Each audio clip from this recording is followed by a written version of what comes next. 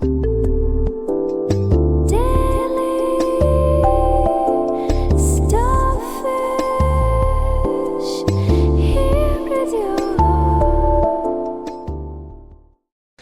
morning, John McAfee here. I am dissed constantly for using Gmail as my email system. Let me explain something to you. If you think you have any privacy whatsoever with an encrypted system, whether it's an email system like Proton Mail or an encrypted messaging system like Signal, you have no fucking privacy. Encryption was designed 35 years ago to prevent a man-in-the-middle attack, meaning someone between your transmission and your receipt. There's no man in the middle anymore. We don't need them. Your fucking smartphone is the surveillance device preferred by every government on the fucking planet. Do you know how easy it is to plant malware? Go on Pornhub. If you've been on Pornhub, someone is now listening to you. All you have to do is do a drive-by of a website, and it sets the download unauthorized applications flag. The first click, you now have malware that is doing two things: watching your inputs before they're encrypted and transmitting them, and reading the outputs after they are fucking encrypted, people. Encryption is a worthless piece of shit old technology that is being marketed as a safe system. If you are Generation Alpha and you live in Australia, it is over for y'all. Australia just dropped the biggest hammer on you guys. They have decided to cut you off from the entire internet. No TikTok, no Snapchat, no YouTube, no Instagram, none of that type of stuff. Starting next week, anyone under the age of 16, you can say goodbye to the internet because they are not letting you guys turn into what Generation Z has become. Some of Generation Z can't even think or read for themselves. They said they need y'all to focus on scholastics and then doing something, becoming something in life. And they will not be the only country that's going to be enforcing this, y'all. Check this out. 1 week, Australia will become the first country in the world to ban under 16s from having social media accounts. With one law, we can protect Generation Alpha from being sucked into purgatory by predatory algorithms described by the man who created the feature as behavioural cocaine. Teenage addiction was not a bug, it was a design feature. And on 10 December, there are going to be withdrawal symptoms. Teenagers will be upset, some will fight to get back on, some will manage to find their way around the tech and keep their accounts. But I truly believe the short-term discomfort will be worth the long-term benefits. This law is world-leading, and countries around the world are taking our lead. Denmark, Greece, Romania, France, New Zealand, Malaysia, the European Commission have all signalled intent to introduce a minimum age for social media. American social psychologist and author of the book The Anxious Generation, Jonathan Haidt, said, Australia's law, our law, is by far the most important single piece of legislation ever enacted on planet Earth to protect children in the internet age. So what's going on in the social media spaces of Australia? Because they're saying 7 out of 10 kids are experiencing some type of harm, whether it's self-harm or being done by another predator that's online. I mean, I'm sure you guys hear about what's happening in Roblox, where other children will be able to go online and then speak to other children, but they're finding out those are not children. They're actually meeting adults. They're adults in those spaces, which is very creepy. But all I know is Generation Alpha, you better learn to start liking books. That's all I can say. It seems that Australia is with the shift. What do we need humans for? Or at least, what do we need so many humans for? Do you have an answer in the book? At present, the best guess we have is keep them happy with drugs and computer games. Most people will be willing to give up their privacy in exchange for much better healthcare based on 24 hours monitoring of what's happening inside their bodies. Humans are now hackable animals. This soul or spirit, and they have free will, and nobody knows what's happening inside me. That's over. The real aim of science as a project, as an establishment, is not truth, it's power. The idea of the social credit is to monetize everything, to give value to every single thing you do in life. It's a function of surveillance. it has positive potential in some regard. In 1911, there's these two candle guys, Procter and Gamble, and they realize that electricity is going to fucking totally murder their whole business. They're sitting on more cottonseed oil than anyone in America, and nobody really wants it. It's actually just industrial trash that they'd turned into candles and some soap. Then some dude was like, if we heat it and blast it with hydrogen, then bleach it, suddenly it looks exactly like the lard everybody had been cooking with forever. How do you hide 50 tons of industrial waste without anybody noticing it? They put it in a clean white can and they call it Crisco. They tell America it's the food of the future. Purer than pig fat, blessed by science, kosher for the first time in history. They mail out a free cookbook so beautiful that housewives are literally crying when they receive it. I'm gonna cry in my flan. Oh, and they keep dropping little hints that lard is disgusting. Yeah, sometimes workers fell into rendering tanks of the shit and they were melted into the pig fat that we then fed to our little kids. Think I'm gonna be sick. Total made up, gross out stories, well, people bought it. We can say anything we want. And by the 80s, we're all frying eggs and refined seed oils and wondering why suddenly we feel like shit. You look awful. And hey, good for Mr. Procter and Mr. Gamble. They figured out a way to trick us into eating something that's bad for us while making us believe that it's good for us. And also making themselves a shitload of money. It was all lies, wasn't it? And it was so successful that it's pretty much the same playbook that Big Food and Big Ag have used to get us to eat their man-made, lab-produced chemicals instead of the real food from nature that we've thrived on for thousands of years. Here, Jason, take some. No! Don't eat that! Do we really believe that Big Food's chemicals and fake sweeteners, high fructose corn syrup, butylated hydroxynosol, I think, potassium bromate, sodium nitrate, and hundreds of others are better for our health? Look at all the junk food. Nope. They're only better for their bottom line. I didn't do the purchase because I thought it was a great way to make money, or because, you know, I thought it would improve my quality of living, because frankly, I knew that I would be, you know, there would be a zillion slings and arrows coming my direction, because the woke mind virus and various other sort of falsities are not going to take it lying down. And I could just end up being killed by some crazy person, you know, that is an effective arm of the mind virus. So, but it really, and I couldn't quite put my finger on it, but it really felt like if there was a civilizational danger. Yeah. That unless one of the major online platforms broke ranks, then yeah, because they're all just behaving in lockstep, along with the legacy media, just everyone saying the same thing, and so there's like literally it was just no place to actually get the truth. It was almost impossible. So everything was just getting censored. Like the power of the censorship apparatus was incredible. This is a message from Europe. It's a message from Vienna. I was driving my car, listening to the news, and I'm stopping at a gas station because it made me so angry what I heard from my own political elites in Brussels, but also my own country in Austria. You know, say Trump, Musk shouldn't interfere in European business. While they are interfering in our business, they're raiding our homes day by day everywhere in Europe. They're censoring our speech. They're banning AfD politicians from running for mayor in their own country. These people are not speaking for Europe. They're not speaking for the majority of Europeans. I say this as an Austrian, as a European. Living in the European Union right now feels like living in an open-air prison. I myself have lost 96 bank accounts. I got a travel ban to Germany. My book readings are crushed just because I talk about remigration. And this is just a tiny example. Hundreds of thousands of people are being persecuted by this European Union, by our own political elites right now. This European Union doesn't represent us, and they need every day more repression, more demonization, and more censorship to keep their own people down. Right now, in France, in Germany, in Italy, in Austria, in Hungary, in countries like Spain, Poland, of course, you have a majority or like a very big group of the population who is more on the side of Musk and Trump when it comes to migration and freedom of speech than the Brussels elite. They want remigration, they want freedom of speech.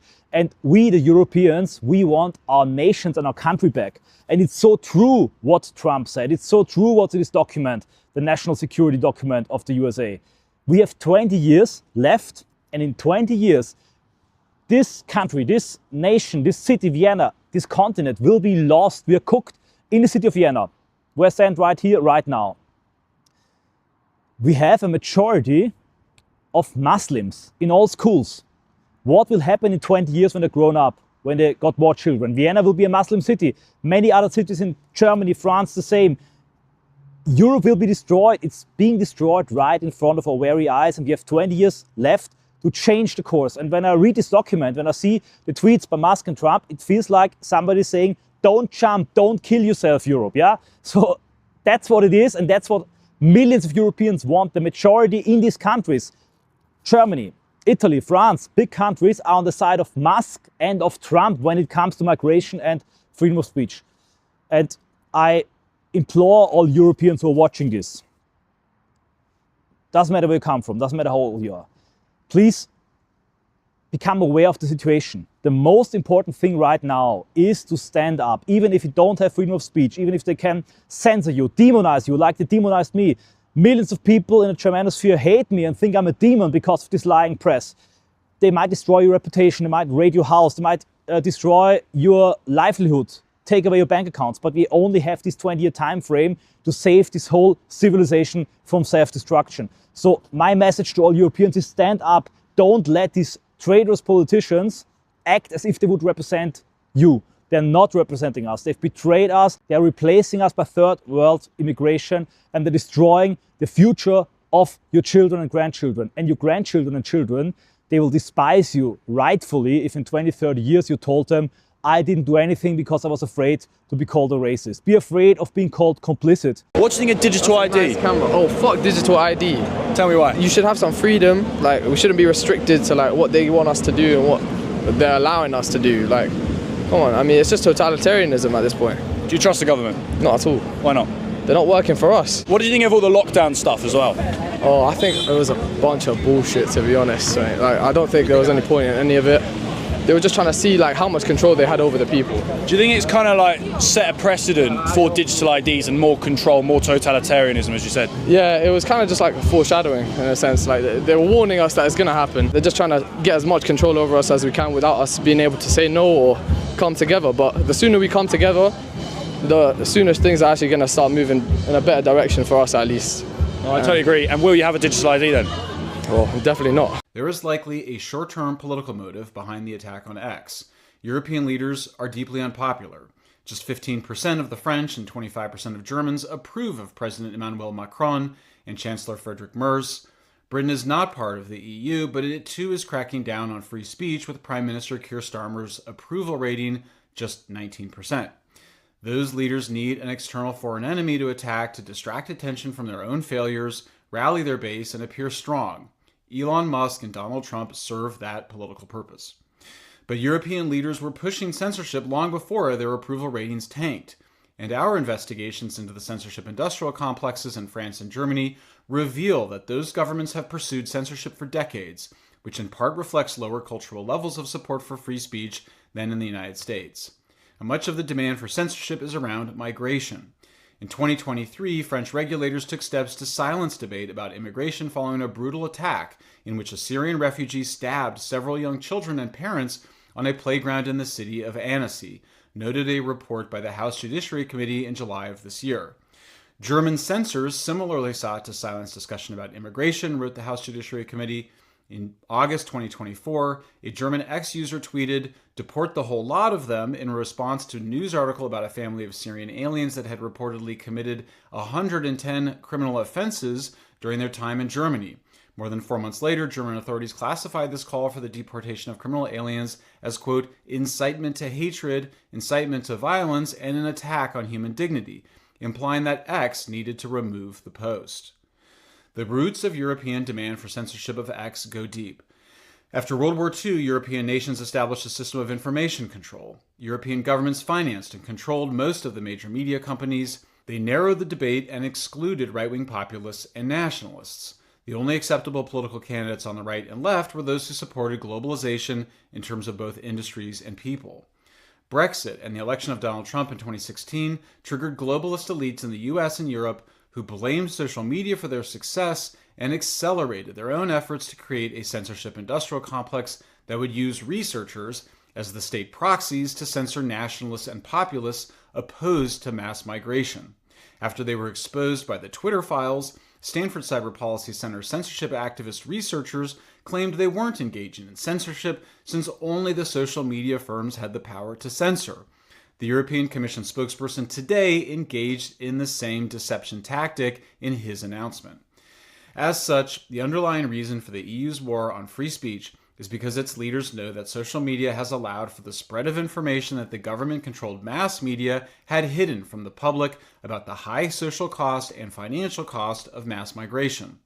As such, information has gotten out through X, whose owner is openly warning that mass third-world migration to Europe will destroy it. The European Commission views it as enemy number one.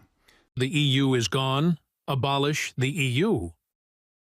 Go to Mars. There's no censorship of Nazi salutes there. Interestingly, the main part of the battle is being fought, guess where? Of course, on X, Elon Musk's platform, with EU leaders, the EU Commission themselves taking to X, the very platform that they've just fined 120 million European dollars, euros, for a breach of the Digital Services Act. Now, the Digital Services Act came into play in 2022, around the time that Elon Musk took over X and opened it up, if you like. People like me, other dissenting journalists, our own editor-in-chief have X accounts, uncensored. And this doesn't play very well with the EU. And they've landed a big fine for breaches of the Digital Services Act onto Elon Musk's X, his platform, which he bought. And it's brought a raft of responses. Now, one has been from the US ambassador to the European Union, who's come out to say this is essentially the EU targeting American tech platforms. And there's a sense among many American officials that there is a specific targeting of Elon Musk because of his political views and how he's opened up debate with people like the leader of the AfD in Germany. And tried to allow that free debate. Today's excessive 120 million fine is the result of EU regulatory overreach targeting American innovation. The Trump administration has been clear. We oppose censorship and will challenge burdensome regulations that target US companies abroad. We expect the EU to engage in fair, open and reciprocal trade, and nothing less. All of this happens online, as I say. It's a battleground now, X, and other platforms, but mostly on X, which is quite, interesting that they're fighting on the platform they've tried to punish, if you like. Now, we've also had Elon Musk reminding us on X that a year ago he was offered a secret deal. Now, this is again quite remarkable that the EU would ask Elon Musk to basically play ball, do as you're told, restrict certain voices on X. Do what we're asking of you and we won't fine you. Now, Elon Musk revealed this. And it's also interesting to remember that the owner and founder of Telegram, Pavel Durov, also told us that he had been approached by the French Secret Services to suppress voices in European elections. Again, quite remarkable stuff. What is the truth? That the NHS is a cult. That the NHS is run by the monsters above that have tried to assassinate us on every level, whether it's through food, water, farming, through vaccines, schooling. I mean, they're all linked. They're all interlinked. The police, the child sex scandals, the child rape scandals, they're all linked, and nothing is ever resolved. Chiseled on the wall at the CIA headquarters, ye shall know the truth, and the truth shall set you free.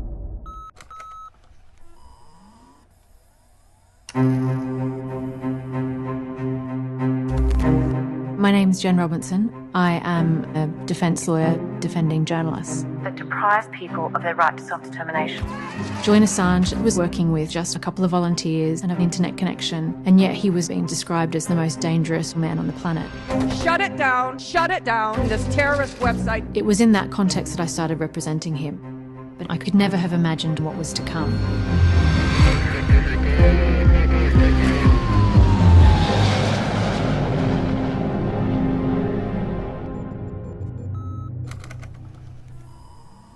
When did this happen? Look at this. When did playback speed become a premium YouTube feature? What does this even do? This is so stupid. Psychiatrist said, no, you're crazy. There's no child trafficking. It doesn't exist. You're a lunatic. We're going to 8 times your medication. I said, can you give it to me in writing that you're going to 8 times my medication? And he said, yeah, it's all right. So they gave me a letter. And I said, see this? I said, I'm going to go on my Instagram. I'm going to show people what you're doing to me. I said, because you can't do this to people. I said, we don't all believe the same things, but to try and, sedate me, like in the psych ward, you'd see people walking around talking about all these things and then they'll be dribbling on themselves. So I woke up the next day and my Instagram was deleted.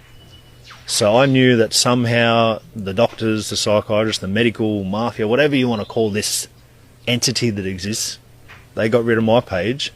And the one person that I was closely following that was posting even remotely stuff like me you were the only one. And I kept watching yours and I'm like, Pete's still on there, Pete's still on there. And then like a week later, you got deleted. So when you look at one of the posts that they try to bring you down on, I think it was a very light-hearted meme and there was a symbol somewhere hidden in the wing, if I remember. And yep. So anybody who follows me knows how I feel about the psychiatric community. That story, you listen to that story, it's terrifying, right? That happens every single day. That happens every single day where psychiatrists who are probably more mentally inept than the patients that they're working with are diagnosing, drugging up, and institutionalizing people because of a belief system that psychiatrist doesn't understand. Very quick story. I work with a young man who, after COVID vaccines, had a huge psychiatric event. So this young man had gone through the gamut of these insane psychiatrists. They locked him into a mental institution. The parents had to get him out with a court order. It's the mama bear's story to share, and when she's ready to share it, I'll be the first to share her full story with you. But this happens all the time. So this is, again, do your due diligence. If you feel that you are suffering or disconnected or have some issues psychiatric-wise, neuroinflammation-wise, go see a holistic psychiatrist. Do not get locked into that system. I have seen it over and over and over again, people getting locked into that psychiatric system. Once you're locked in and they drug you and they keep drugging you and they just try like a effing pincushion, you're a guinea pig, you cannot get out of that system. I'm here with Filippo Biondi, who shocked the world. I think it's one of the most interesting findings in the last century. I am struggling to express in words just how significant of a discovery this is. 8 hollow cylindrical structures that are underneath the middle pyramid on the Giza Plateau.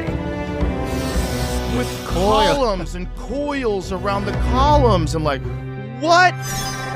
We have measured approximately over 1 kilometer of depth. Over a kilometer of depth?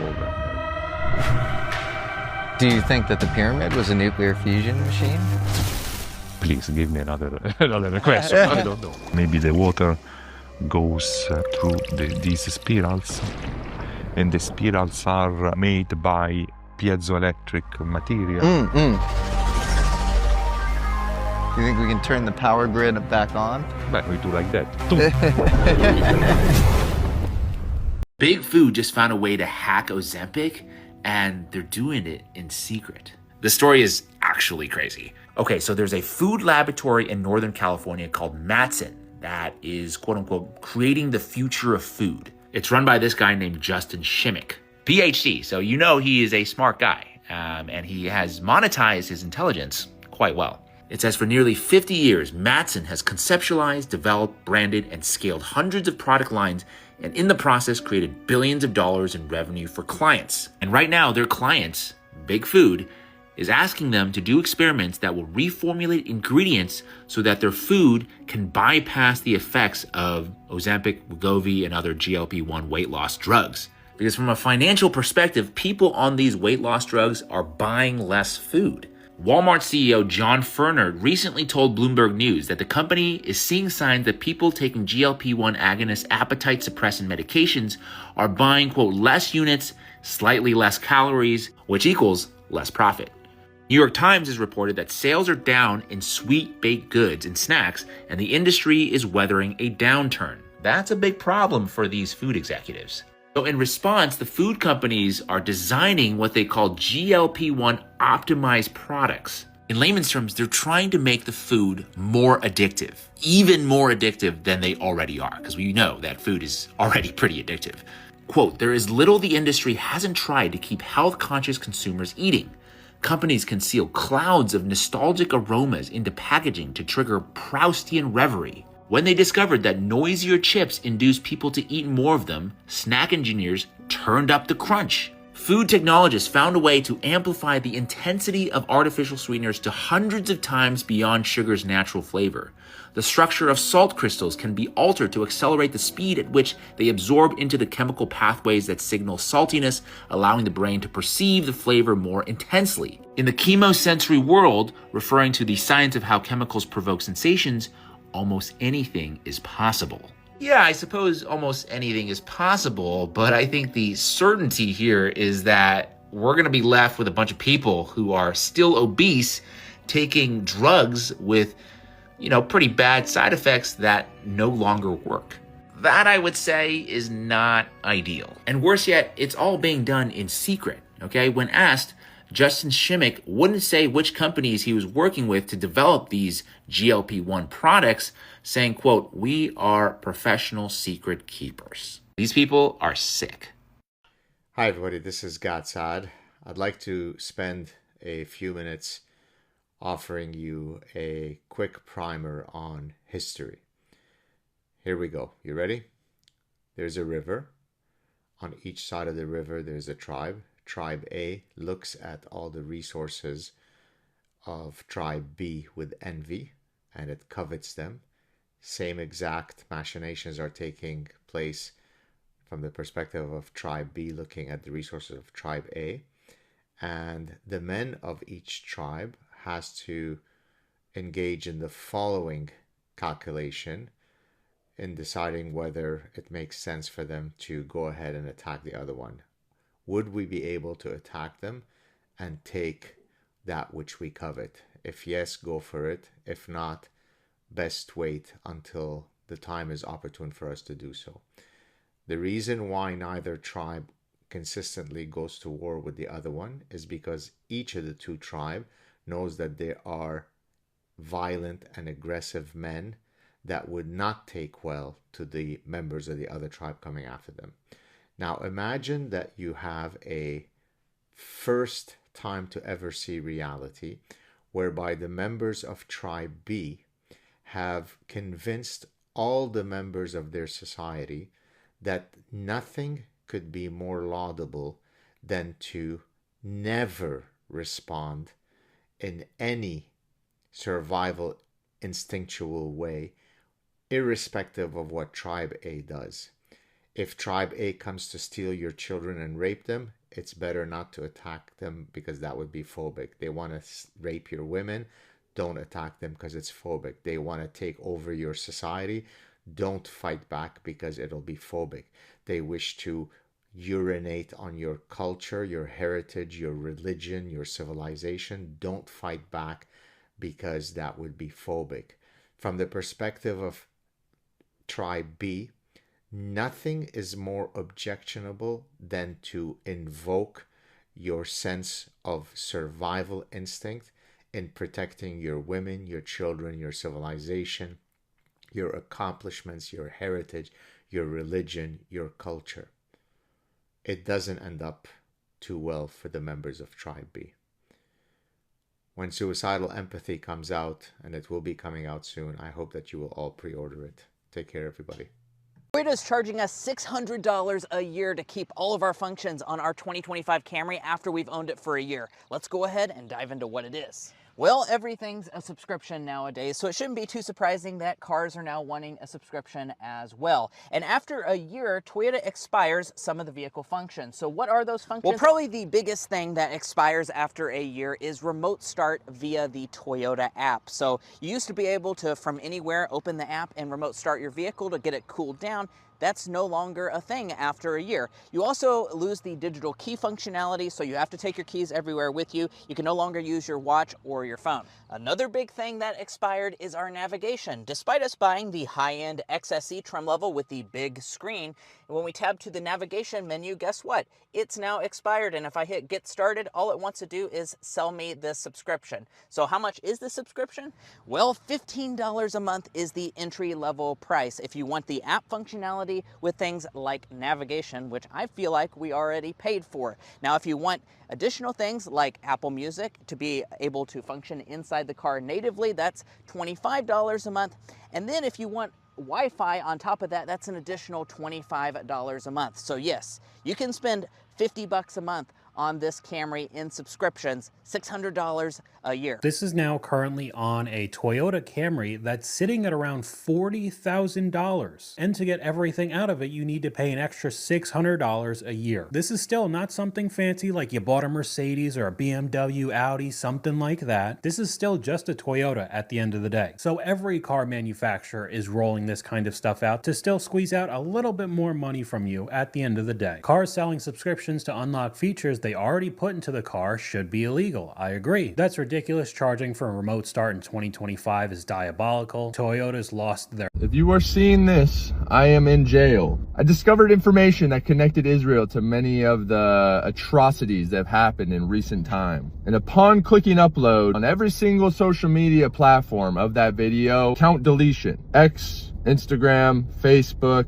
TikTok, YouTube, and then on top of seizing millions of followers, I also did some jail time. Now they wanted to make sure I didn't have this story anymore. Don't worry, you don't have to arrest me again. I'm not going to talk about it in this video, but what I will say is it's stored in many places. You can criticize Christianity, mock Jesus, mock Muslims, make racial jokes, but there is one country and one people you are not allowed to criticize, even if everything is fact-based. Forensic studies, court hearings. I assume even the people have told me if you go to push follow on this account right now, you will get a prompt that warns you about the follow. If you don't believe me, try for yourself. First question.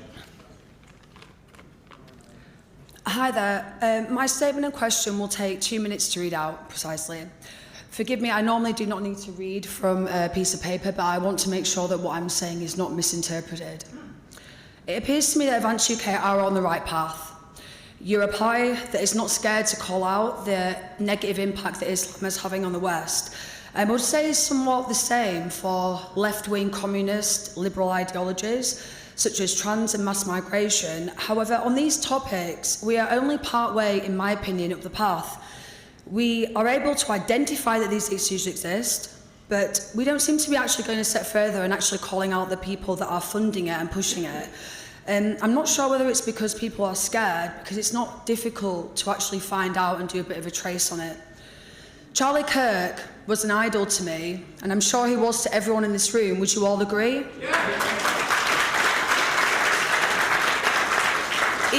He had an open mind, and likewise he led me to open mine as well. And I would like to paraphrase a quote that he said to me not long before he was murdered.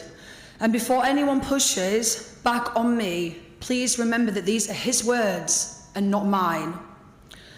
Jewish donors have been the #1 funding mechanism of radical, open border, neoliberal, quasi-Marxist policies, cultural institutions and non-profits. This is a beast created by secular Jews. Jewish donors have a lot of explaining and decoupling to do.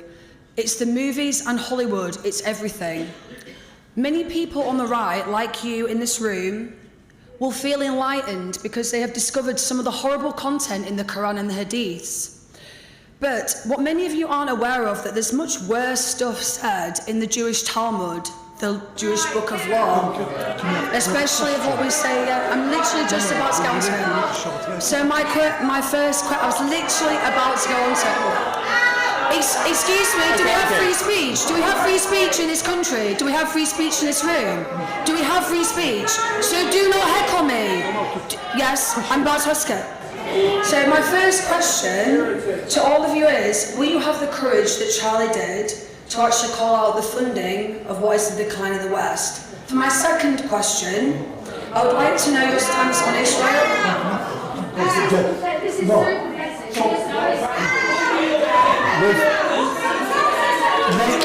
Ladies and gentlemen, everyone's entitled to their own opinion and to speak.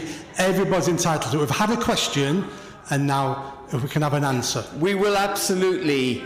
I think the first point to make is that we stand positively for all the things that I described. We stand for our Christian constitution, for our democracy, for our people, our nation, equality under the law and so on. And we will take all the steps required to deliver that. And that's going to involve defunding a lot of institutions, not just perhaps the ones you were referring to, but I think, the BBC and a few others, probably.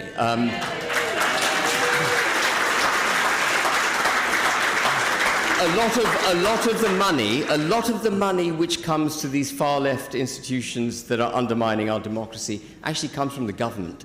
So we can switch that tap off straight away. After you've listened to government advice from their chosen spokespeople, like the scientists that you trusted through lockdown, how would you feel if after you'd rolled your sleeve up multiple times and then you discover that there's more risk to this drug than you were told about because the COVID inquiry brought that to the forefront? How do you feel about finding out that £200 million in funding was given to those scientists that were advising you to join in the rollout? What would you feel like? It's funding they would never have attained. I'm going to read the words of Mike Fairclough here, who's covered it quite well. Scientific advisors to the government during the COVID pandemic failed to reveal they received over 200 million in grants from one of the world's biggest pharmaceutical investors, a report has revealed. 26 members of the influential Scientific Advisory Group for Emergencies, SAGE, did not register the research funding from the Wellcome Trust in an apparent conflict of interest. Amongst others who failed to register claims for funding is Professor Susan Michie. She's the communist that advised Boris about lockdown and masks, and she loves China, who had claimed restrictions such as social distancing, face masks, and they should stay forever to reduce long-term pressure on the NHS. What a belter she is. Vaccine expert Professor Gavin Screaton received more than £26 million in 9 Wellcome Trust grants, according to its records, including one directly related to COVID-19, but these grants do not appear on the SAGE register. You naughty boy! How naughty. And Professor Pantsdown, he's the star of the show. Professor Neil Ferguson, remember him? Don't go out, lockdown, but still had his bit of stuff, calling round for a bonky wonky when you couldn't even kiss your nana. Do you remember all that? And he tested positive, and he was self-isolating, but he couldn't keep away from his bit of stuff. Neil Ferguson, one of the biggest advocates for vaccines, who advised the Prime Minister, led to the UK lockdown in March 2020, and who famously resigned as a government advisor 2 months later after it emerged he broke the rules, meeting his married girlfriend. A fortnight after the first lockdown, the Wellcome Trust said drug vaccines and rapid diagnostics were the only exit strategy for the pandemic. The story's covered in the Mail. So there you have it. You see, you've always got to look if they're telling you to do something. If politicians are telling you, politicians came out, despicable people like Edwina Curry, and I have no sympathy for Esther Ranson either, who also said in a video on GB News that the elderly should be denied medical treatment if they wouldn't get vaccinated. That's what she said. It's on record. Edwina Curry wouldn't sit next to you on a train like we'd want to sit next to you anyway, Edwina. This is appalling. This is funding that they would never have got. £200 million. One guy gets 26 million quid for coming out with basic scientific bollocks they couldn't prove and they exaggerated anyway. And the proof for the exaggeration is when a government minister or a politician or a TV personality tells you to take a drug to stop infecting other people when it comes out in the European COVID inquiry that it wasn't even tested for transmission. Who's the one telling the porkies? These are the countries that killed the most people in history, and trust me, you won't believe who ends up at number 1. Some of the richest, strongest nations in history became powerful not because they were peaceful, but because they were extremely violent. At number 10 we have Japan. During World War II, Japanese forces invaded China, Korea, Southeast Asia, and the Pacific. Events like the Nanjing Massacre and brutal occupation policies led to between 10 to 20 million deaths. At number 9 we have the Ottoman Empire. From the Balkans to the Middle East and Anatolia, Cambodia, wars, ethnic cleansing, and genocides, most infamously the Armenian incident, along with the atrocities against Assyrians and Greeks during and after World War I, killed over 15 million people. At number 8, we have the Mongols. Their conquests were spread across Central Asia, Persia, and the regions that are now parts of Russia and China. Entire cities were destroyed. Mass killings were carried out during sieges, due to which historians believe death toll to be around 30 to 40 million. At number 7, we have France. Colonial wars and exploitation across North and West Africa, Vietnam, Laos, Cambodia, the Caribbean, and Madagascar left 40 to 50 million people dead, primarily through warfare, forced labour, famine, and disease. At number 6, we have the Nazi Germany. Across Europe, they murdered 6 million Jews, alongside millions of Poles, Roma, Soviet civilians, and others. World War II on the Eastern and Western fronts brought total deaths to roughly 50 to 55 million. At number 5, we have Russia and the USSR. Stalin's purges, famines, and wars killed 50 to 60 million. At number 4, we have the Qing dynasty. Their internal rebellions, civil wars, and starvation took 60 to 80 million lives. At number 3, we have the United States of America. The conquest of North America led to the destruction of many indigenous nations. Similarly, overseas wars, from the Philippines to Vietnam, Afghanistan, and Iraq, caused vast civilian and military deaths. Estimates range around 60 to 80 million when combined across eras. At number 2, we have Mao's China. During Mao's rule, government policies like the Great Leap Forward caused massive famine across China. Later, political movements like the Cultural Revolution also led to huge violence, starvation, and suffering. Together, these events are believed to have caused around 70 to 100 million deaths. And at number 1, we have the British Empire. The British ruled many parts of the world, including India, Ireland, Kenya, South Africa, and dozens of other regions. During their rule, they took natural resources, forced harsh taxes, and caused or worsened huge famines like the Bengal famine in India. They also used violent camps, punishments, and brutal policies to control people. Because of this, more than 100 million people in India alone are believed to have died under British rule, and the total deaths across the empire were even higher. Hey, dude. Hey. What are you waiting for? Ideal conditions? If I wait for the ideal conditions, it won't be as scary, and I'll be less likely to fail and feel the pain of devoting myself to something and not achieving the outcome that I specified in my brain. Ideal conditions don't actually exist. And the time will pass whether I do this thing now or not.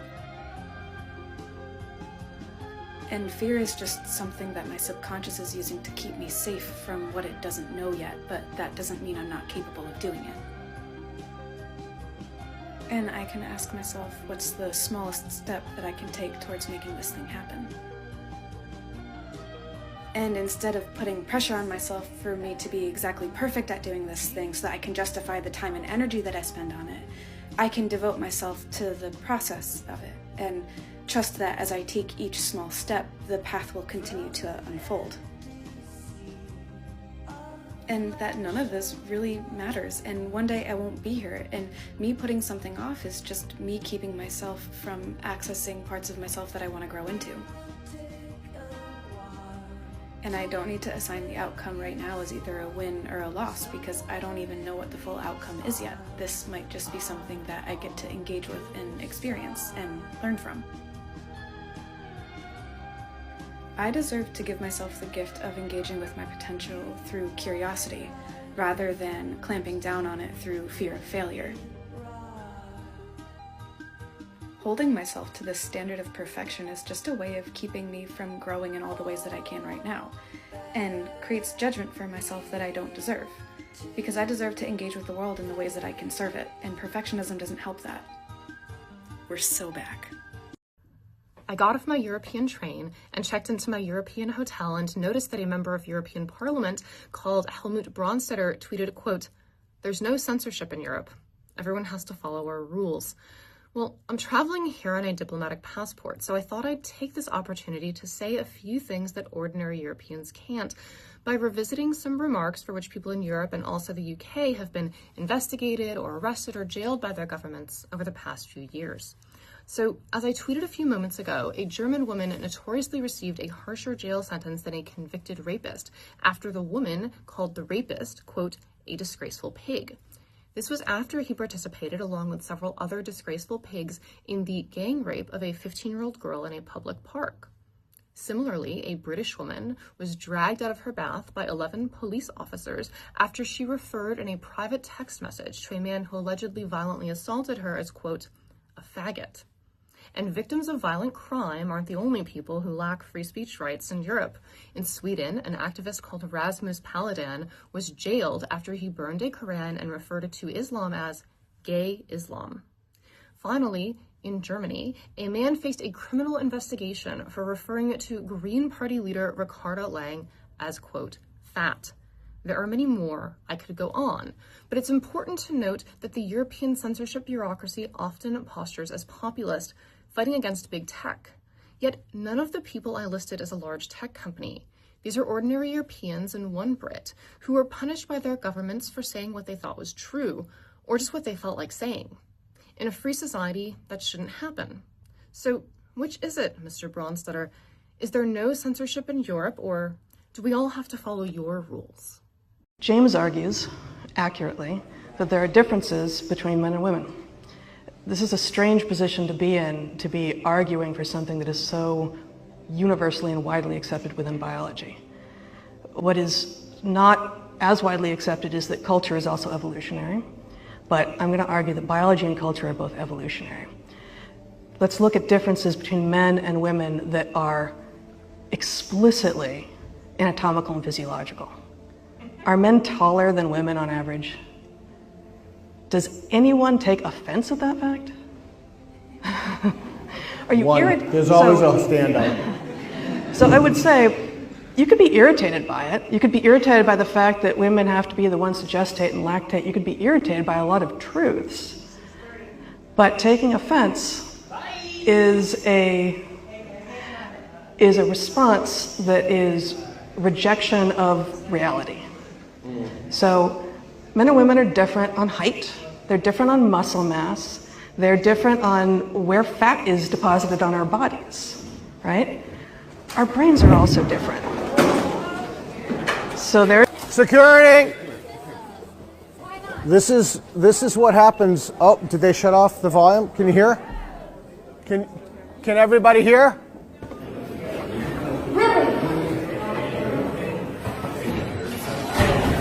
He's a piece of shit. That's not okay. Even the women in there have been brainwashed. Should not listen to fascism. It should not be tolerated in civil society. Nazis are not welcome in civil society. Fuck the police! Power to the people! Thank you.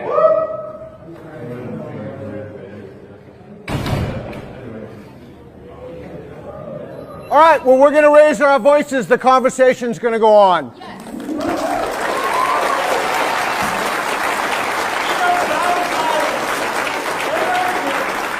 Let me be crystal clear. Let me be crystal clear. People do not have the right to tell you what you can and cannot listen to. People do not have the right, fringe elements of society do not have the right to hold you hostage to discourse. This is a university. If we cannot have this conversation here, we can't have it anywhere. We have to be able to talk about it. No issues will solve themselves. That sort of behavior is unacceptable. In pursuit of becoming an artist, I've moved all the way from New Zealand.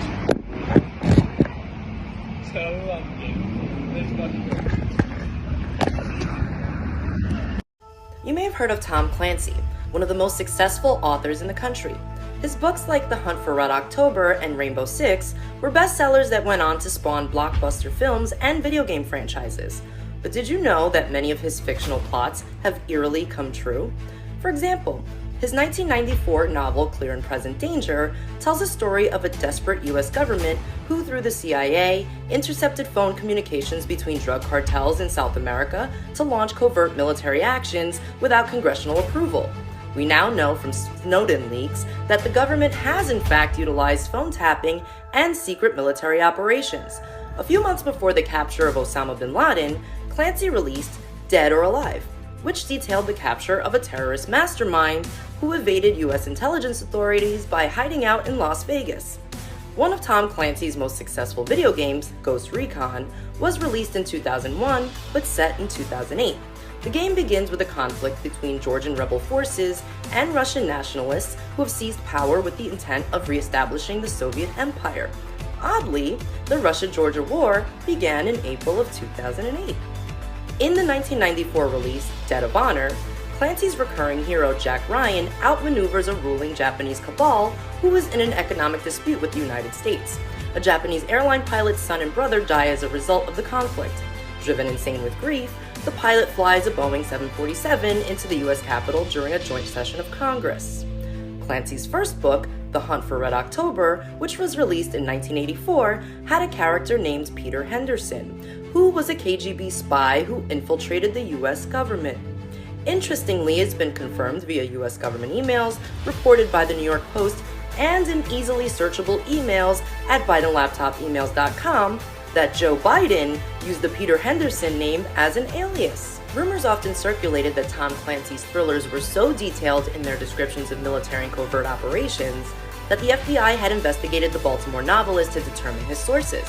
After Clancy's untimely, suspicious death in October of 2013, the Baltimore Sun submitted a Freedom of Information Act request for any FBI files on Clancy. The FBI sent back 46 pages, including several redacted pages of background checks federal authorities had conducted. Interestingly, the Jack Ryan character in his novels was modeled after his business partner Steve Pieczenik. Pieczenik is not only an author like Clancy, but is known as one of the world's most experienced international crisis managers, hostage negotiators, and legendary military intelligence agents in American history. He's an expert in psychological warfare, political psychology, regime change, intelligence, counterintelligence, and covert operations. His novels are based on his 20 years of experience in resolving international crises for 5 U.S. administrations, serving as a consultant to the U.S. Department of State, Deputy Assistant Secretary of State under Henry Kissinger, Cyrus Vance, and James Baker. Google and the media would have you believe that Pieczenik is a conspiracy theorist, despite all of his experience and accolades. But I wanted to play a short clip for you from a video he released on January 17, 2017. It was one of the first where he finally showed his face after more than 25 years, but the content will help you understand why they want him silenced. On November 1, 2016, Hillary and Bill Clinton and their entourage of assistants effected a civilian coup. In contrast to the usual concept of a coup where the military is involved and takes over the White House and communication centers, very much like the scenarios you see in a movie, this coup was done silently and very effectively through 2 methods, corruption and co-optation. The Clintons have been involved in co-opting our White House, our judiciary, our CIA, our Federal Bureau of Investigation, our Attorney General Loretta Lynch, and our Director of the FBI, James Comey, for some time now. Google him for yourself. Now that you understand the narratives, you'll see what I mean. What do the structures look like? Like cubes that are connected to the base of the pyramid. We are counting at the moment 4 plus 4 cubes that are descending underneath, and they are connecting the top, so the base of the pyramid, to something that is located at the bottom.